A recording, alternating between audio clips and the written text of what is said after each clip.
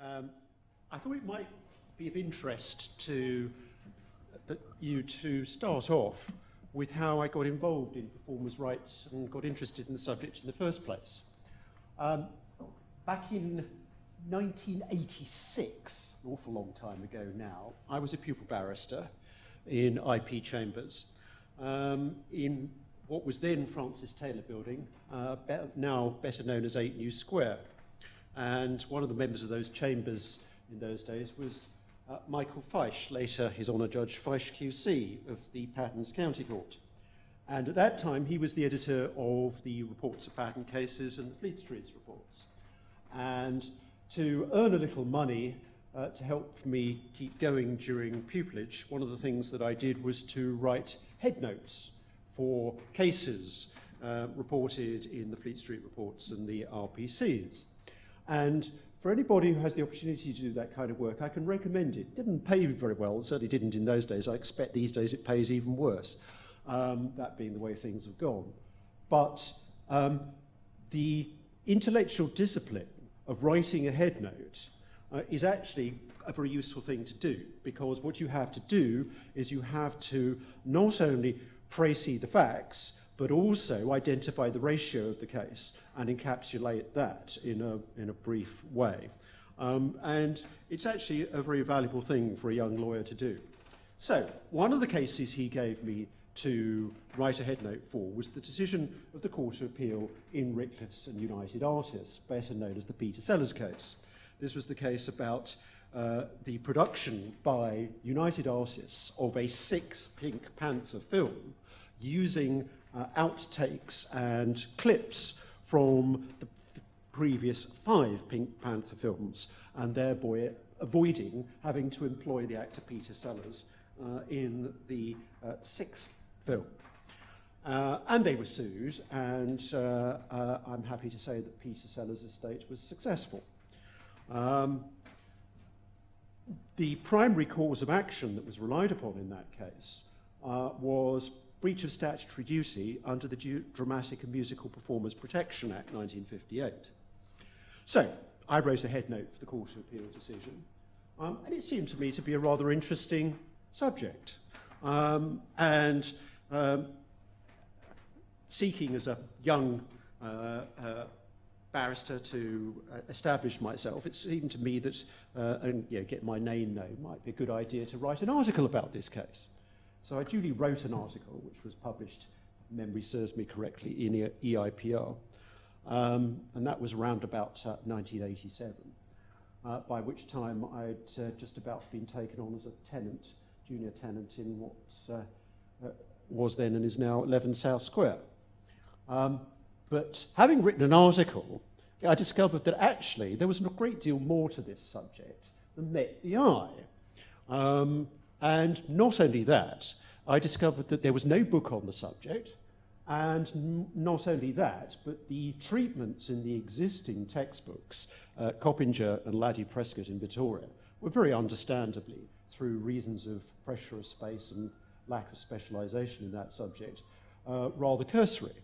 So it seemed to me that there was an obvious gap for a specialist treatment of the subject. So I set to work, and of course I was also trying to build up a practice as a junior tenant, so it took me a couple of years, but eventually I produced this slim monograph on the subject of performers' rights, and despite the fact that half of the book was devoted to the law that was then on the cusp of being superseded under the Dramatic and Musical Performers Protection Acts, and only half of it was devoted to the new law under the Copyright Designs and Patents Act 1988. The whole thing, including index, ran to 232 pages. That was published in 1990. Last year, I delivered myself of this thing. This is the 5th edition.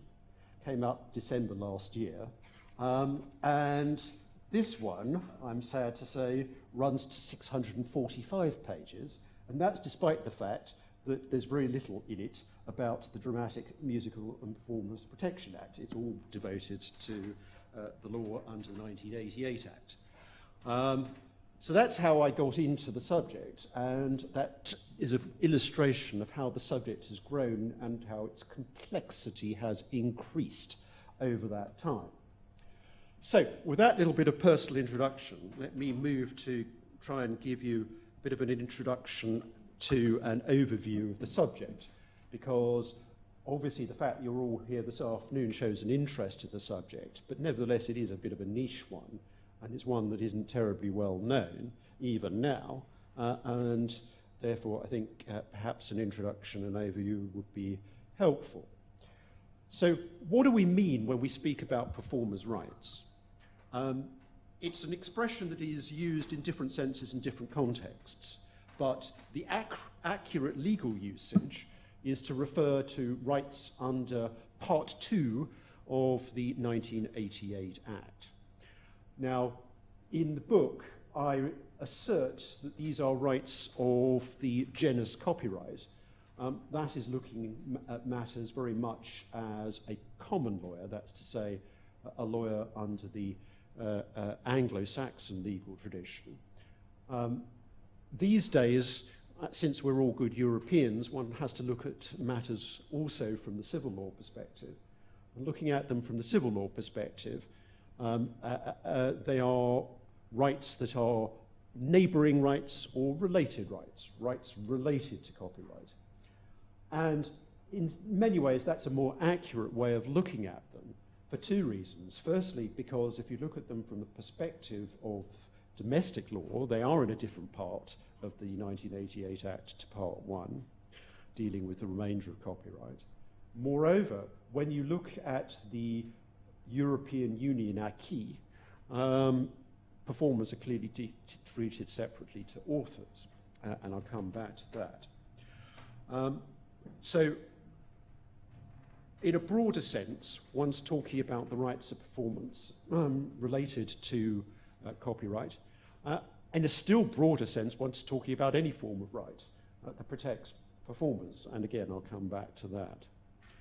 Why do we protect performers at all? Well, the arguments in favour of protection of performers are very much the same as the arguments for the protection of authors by copyright. Performance is a form of creativity, just as authorship is a form of creativity.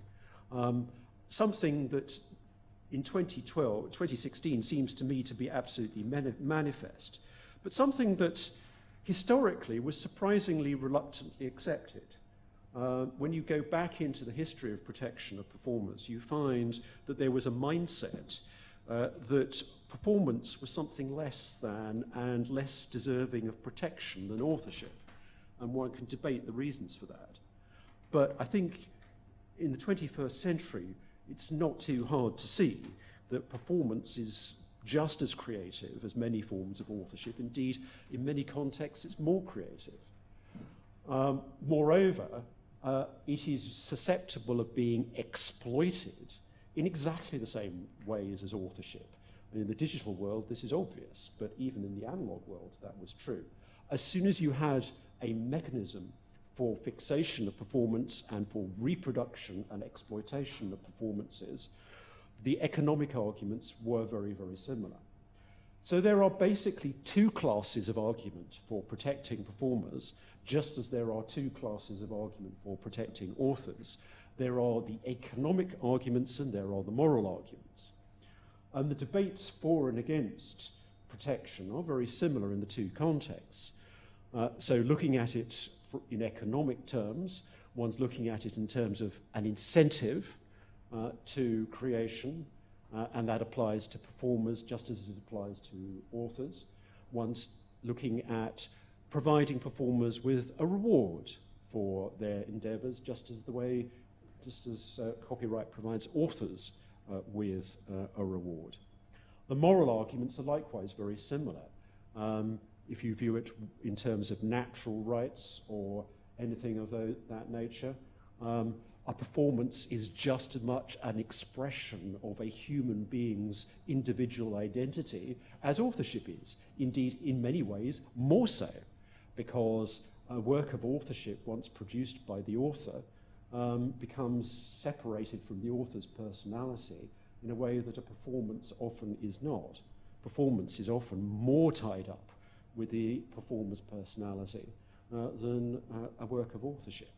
So the moral arguments are really very similar and just as strong, if not stronger. So I would suggest that viewed from the current vantage point, it is absolutely obvious that performers are just as much deserving of legal protection for their performances as authors are for their works of authorship. There have been historically a whole series of arguments that have been mounted against giving performers rights, but these days I think the arguments have less and less purchase. And certainly, I think it's true to say that in most areas of the world, the case in favour of protection of performers is now fairly well established. So, what are the legislative sources in this context? As is the case with copyright, we have 4 layers of legislation that we need to consider. We start off with the public international law of performers' rights, which starts as recently as the year I was born, 1961, when the Rome Convention for the Protection of Performers, Producers and Phonograms and Broadcasting Organisations was agreed. Prior to that, there was nothing on the public international law plan. You had the Berne Convention, obviously protecting authors, but nothing at all protecting performers. And there's quite an interesting history to the Rome Convention, which is discussed a little bit in the book, as to how and why that convention came about and why it was a tripartite convention protecting and balancing the rights of performers, phonogram producers and broadcasting organisation. After that, the international law was very quiet. Essentially nothing happened until TRIPS in 1994, when we have Article 14 devoted to performers' rights. And although there's only one article in TRIPS dealing with performers' rights, it was actually terribly important because prior to that point in time, the uptake for the Rome Convention had been really rather small. There were very few contracting states prior to TRIPS. But TRIPS required everybody who wanted to join the WTO to sign up to the level of protection provided for by Rome, in essence. So de facto, you had a huge uptake after TRIPS of countries adhering to Rome. Next development came quickly on the heels, which is the WIPO Performances and Phonograms Treaty in 1996. You will notice, of course, that this time it's not tripartite, it's a dual treaty just dealing with performers and phonogram producers. Broadcasting organisations, interestingly, were left out, and 20 years later, we're still waiting. So WIPO is still discussing a treaty protecting broadcasting organisations, but it still seems some way away from being concluded. But happily, it didn't prevent an upgrade of the Rome Convention, dealing in particular with protection in the digital realm in the WPPT. That still left one area to be dealt with from the performer's perspective, which was that of protection of audio-visual performances. The regime under the Rome Convention was that once a performer consented to the fixation of their performance in an audio-visual medium, essentially their only rights were rights to equitable remuneration. And if that, because you could opt out of even that. The WPPT retained that discrimination against audio-visual performers because at that stage no agreement could be reached as to how audio-visual performances could be protected. That lacuna was finally dealt with in the Beijing Treaty in 2012. when finally an agreement was able to be reached, in particular dealing with transfer of rights from performers to producers. And that enabled that treaty to be concluded. So those are the four instruments we need to consider on the international plane. Turning then to the regional plane and the EU acquis, we start back in 92 with Directive 92/100 EC on rental right and lending right and rights related to copyright. And this was really the other big kick-start for performers' rights in the international plane, because prior to Directive 92/100, surprisingly, there were a number of countries in Europe which didn't grant performers' rights. And even amongst those that did, the level of protection was quite disparate. And so that was really a first stab at harmonisation within Europe. And it was very important within Europe because it meant going forward, everybody would grant some level of protection to performers, and in essence, the level of protection that was required under Rome plus a little bit more. That was subsequently amended and now codified as Directive 2006/115/EC of 12th December 2006, already 10 years ago. And that's really the current basic piece of legislation on the EU level. But of course, as I'm sure you're all aware, there's a whole host of other EU directives which impinge, and most notably Directive 2001/29/EC of 22nd May 2001 on the harmonisation of certain aspects of copyright and related rights in the Information Society, or the InfoSoc Directive for short. And that's important because although very much a partial harmonisation of, as it says, certain aspects of copyright and related rights, it has assumed great importance over the past 7 years or so, because the Court of Justice of the European Union has received a stream of references from member states concerned with the interpretation of that directive, which have led the Court of Justice to engage in a whole series of decisions which push the level of harmonisation even further. So there's been quite a lot of what one might call gap filling by the Court of Justice on the back of the InfoSoc Directive, which have led to a greater degree of harmonisation through case law than one would have thought just looking at the face of the legislation. And although most of those references have been concerned with authors' rights, a lot of the case law also affects performers' rights as well. So that's the European level. Next we go to the domestic level, and of course Part 2 of the 1988 Act.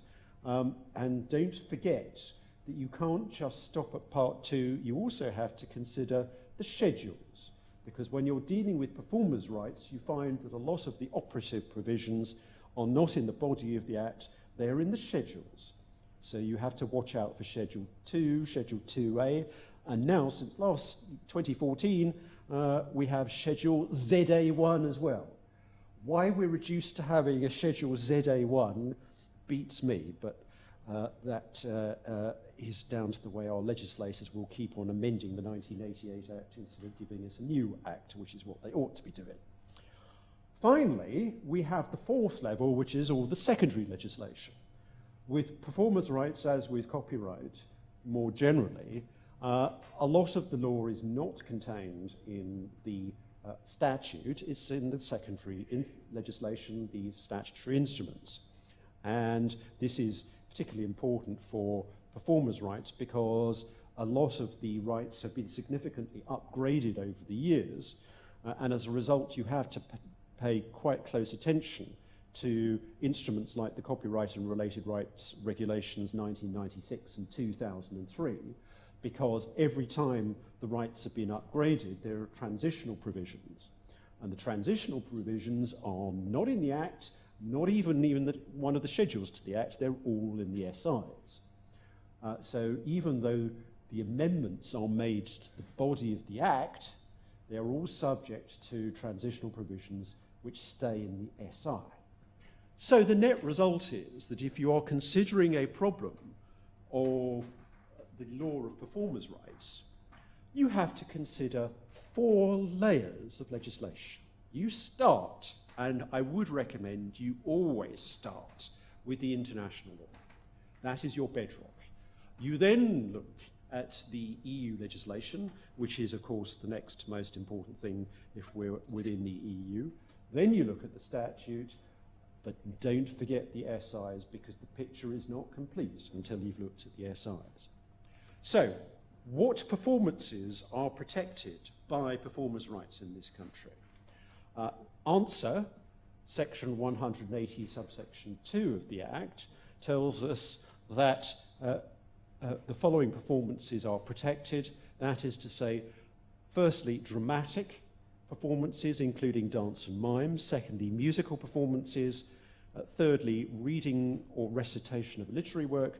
Fourthly, a variety act or similar presentation, insofar as those performances are live and given by one or more individuals. Now, that definition is a very short definition, but it occupies most of chapter 2 of my book in terms of exposition, because it packs in an awful lot. First of all, nowhere in the 1988 Act do you find any definition of who is a performer. A performer is simply someone who gives a performance within the definition. So the performer is defined by reference to the performance and not the performance by reference to the performer. And when you think about it, while that may seem counterintuitive at first, actually it makes a great deal of sense for this reason. Take, for example, amateur performers. They are still performers. Take, for example, performers who are minors. They are still performers. Take performers who are joining in at, let us say, a mass choral event. They're still performers. So people who are not ordinarily considered as performers in a professional sense are still performers, and their performances are still susceptible of exploitation. And therefore, the statute focuses very sensibly on the object of exploitation, namely the performance. One of the many interesting questions that then arises is, well, first of all, are these categories mutually exclusive? Where do they stop? Where do they end? What do they consist of?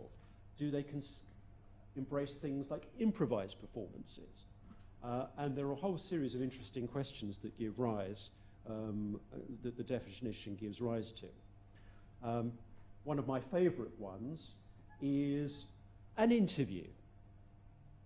So suppose we have on television an interviewer like Jonathan Ross interviewing a singer, let's say, I don't take a random example, Beyonce. Is the performance protected? Is it a performance at all? It depends on whether you regard that as a reading or recitation of literary work.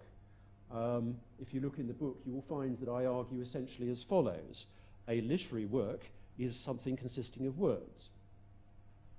A reading or recitation of it includes an improvisation. If you have 2 or more speakers collectively improvising, that is still within the definition. Ergo, an interview is protected. Some people balk at that argument. Indeed, the current editors of Lattig, Prescott and Vittoria say it's wrong.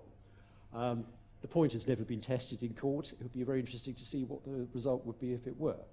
But anyway, that's the argument in a nutshell. What does this expression Variety Act mean? That's quite an interesting one. There's a history to that. My theory is it means circus performers and people like that, jugglers, clowns, high wire artists, trapeze artists, all of that kind of stuff. So they're protected. How about a lion tamer? There was a book published at the time of the 1988 Act that said that a lion tamer would also be protected. I draw a line at that one. I think that one's a bit difficult. Insofar as they're live and given by one or more individuals, separate rights, therefore, for each performer. To qualify for performers' rights, we look at Section 181 to find out who qualifies, and there's qualification if performance is given by a qualifying individual, that is to say a citizen or subject or resident of a qualifying country. Also, if the performance takes place in a qualifying country. What is a qualifying country? Answer, the UK, any other EU member state, or a country designated by order in council as enjoying reciprocal protection. So you then have to go off and look at the order in council. The most recent one was 2013, but they get updated periodically. So you always have to look and see what's the latest one. And there's a whole long list of countries there nowadays that are so designated. So most countries in the world these days, there will be some degree of protection. Duration. 50 years from end of the calendar year in which the performance takes place, or 50 years from the end of the calendar year in which a recording of the performance, other than a sound recording, is released. Nowadays, it's 70 years from the end of the calendar year in which a sound recording of the performance is released. That's as a result of the EU Term Extension Directive from a few years back, which was recently implemented. So up to 70 years after the point at which the sound recording is released, which of course if it is towards the end of the 50-year original term means you can have protection for up to 120 years. So potentially a very long term. There are a whole series of economic rights specified in Part 2, beginning with an extended fixation right in Section 182. It's an infringement to make a recording directly from the live performance or to broadcast the live performance or to make a recording directly from a broadcast of the live performance. There's a reproduction right in Section 182A, so it's an infringement to make a copy of a recording of a performance directly or indirectly and whether transient or incidental. There's a distribution right in Section 182B. That's an infringement to issue to the public copies of a recording of the performance. There are rental and lending rights in Section 182C, so it's an infringement to rent or lend copies of a recording of the performance. There is a making available right in Section 182CA. So unlike other types of copyright works in Part 1 of the Act, there isn't the full communication to the public right, but there is the making available right, which covers making available to the public a recording of a performance by electronic transmission in such a way that members of the public may access it from a place and at a time individually chosen by them. And of course, with the rise of downloads and these days more and more streaming, that is an increasingly important right in practice, albeit a hard one to enforce. Then we have secondary infringements, use of a recording made without consent in Section 183, where a recording is showed or played in public or communicated to the public that has been made without consent, and the person showing, playing or communicating has knowledge or reason to believe that that's the case.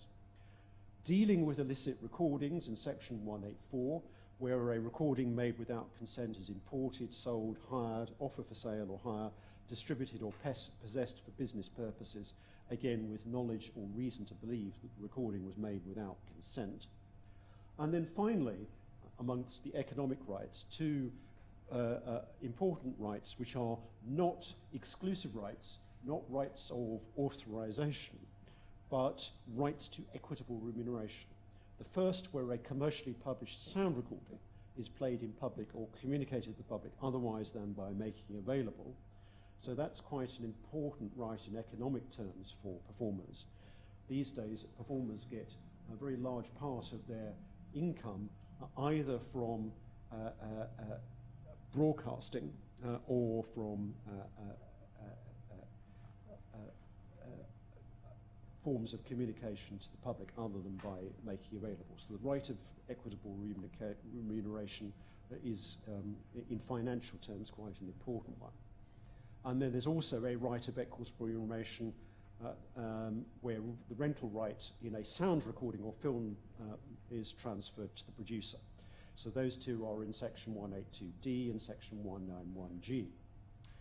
The economic rights, rather strangely, in the 1988 Act, are divided into two classes. The first class are referred to as property rights and are therefore assignable. Those are the reproduction right, the distribution right, the rental right and lending right, and the making available right. Then the remainder are non-property rights and are therefore not assignable by the performer. Those are the fixation right, the right to equitable remuneration, or the rights, I should say, to equitable remuneration, and the secondary infringement rights, use of a recording made without consent and dealing with illicit recordings. That is as a result of the history of the 1988 Act. In very brief terms, when performers' rights were originally introduced in the 1988 Act, they were all non-property rights and non-assignable. Subsequently, some of the rights were upgraded to being property rights in compliance with the directive of 92/100. So we end up with this rather strange situation where half of the rights are property rights and half of them are not property rights.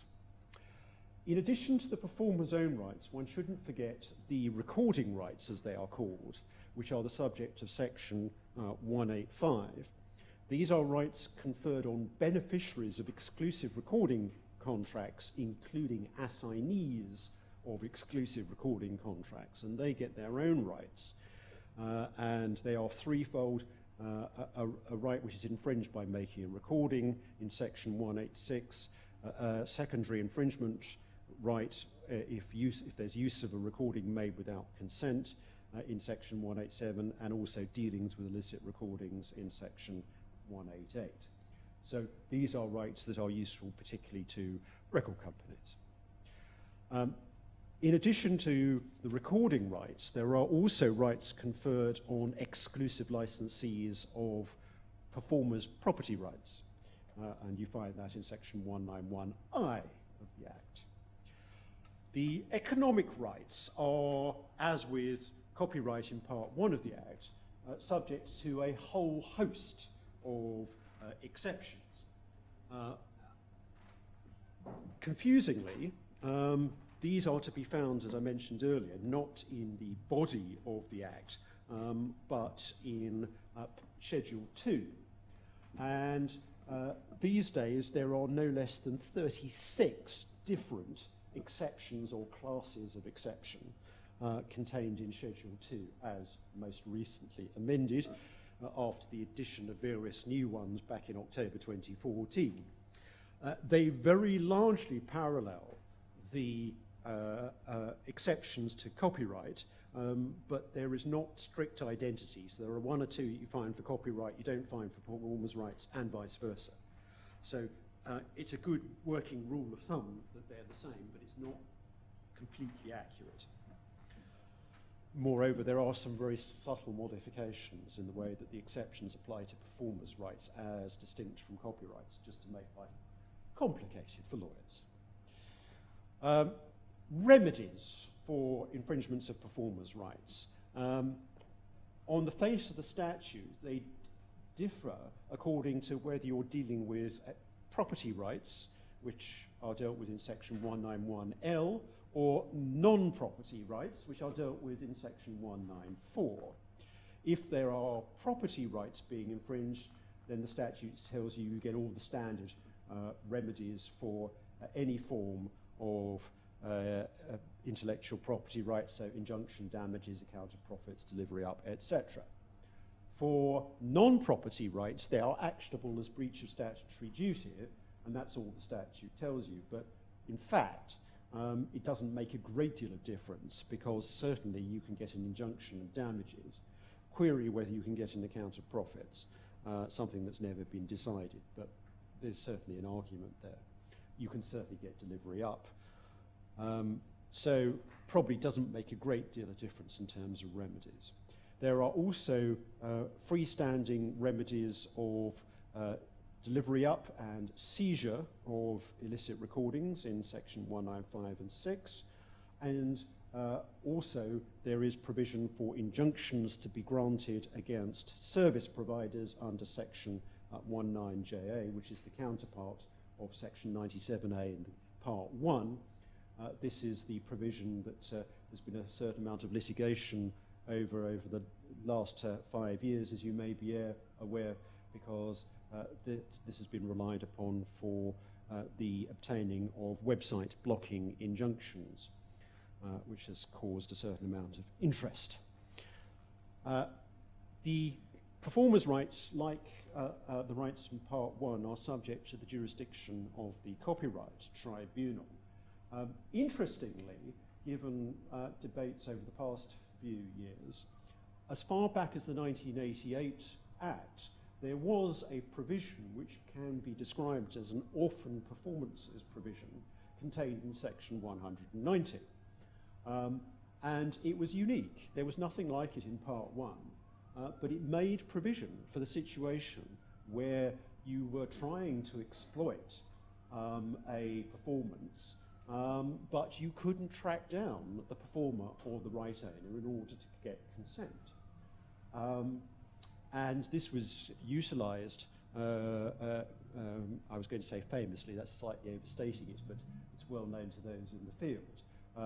Quite soon after the 1988 Act came into force, where someone wanted to make a film using the original soundtrack using as soundtrack the original BBC radio recording of Under Milk Wood. And of course they had a problem, because for those of you who are familiar with Under Milk Wood, you'll remember that it was narrated by Richard Burton, but there was a contingent of Welsh school children involved. And of course they had a real problem in tracking down what were then school children, by this point in time adults, who of course have moved all over the country, married, changed their names, generally disappeared one way or another. So they did their best, but unsurprisingly they couldn't track down a lot of these people, so they went to the Copyright Tribunal, and the tribunal gave consent on their behalf. So an orphan performances provision which worked. But actually, despite that example, very little used.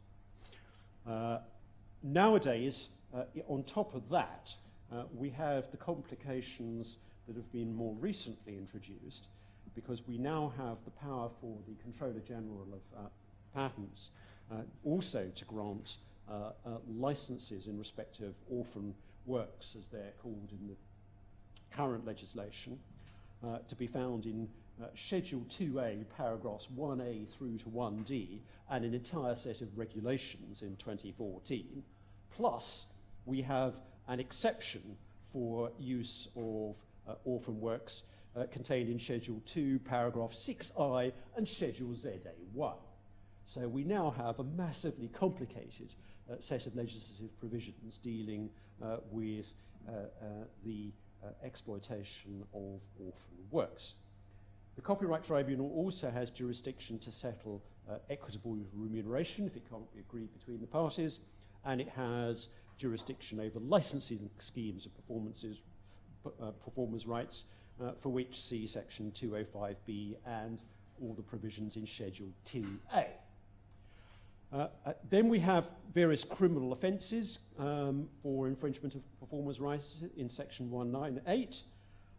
Lastly, we have the moral rights, Section 205C and 205F, giving performers firstly the right to be identified, and secondly the right to object to derogatory treatment of their performances. Typically with British legislation, these are rather narrow, confined rights. but they are there, at least to some extent. These days, unhappily, in my experience, routinely ignored. So performers have the right to be identified as performers, and nowadays you look at any CD, if you're looking at a CD and it's not a download or a stream, and the performers are not named. So it's on the statute book, but it's routinely ignored, which in my view is very sad, but that's how it is. Lastly, don't forget, as I mentioned towards the beginning, the performers' rights under Part 2 of the 1988 Act are not the only means of protecting performers. There are various other legal mechanisms by which performers achieve protection, and one that, as many of you will know, I have been long interested in is protection through the mechanism of copyright, because I have been arguing for quite a long time now, ever since the second edition of my book, that many performers, through their performances, produce what are properly viewed as adaptations or arrangements of copyright works, and that as such they can achieve protection through the medium of copyright, as well as through the medium of performers' rights as such. And that is a point of view which I regard as having been vindicated by the decision of the Supreme Court in the Fisher and Brooker case concerning White a Shade of Pale, and by the decision of the Court of Appeal in the Sawkins and Hyperion Records case. So I think these days, on the current state of the law, there's quite a lot of room for performers to argue that they are protected in that way. In addition, of course, there is passing off, breach of confidence, stroke invasion of privacy, stroke image rights, and lastly, defamation. So there is a panoply of other legal mechanisms, but for the most part, those are less useful to performers than performers' rights or, as I say, copyright in adaptations and arrangements. So with that, I shall sit down.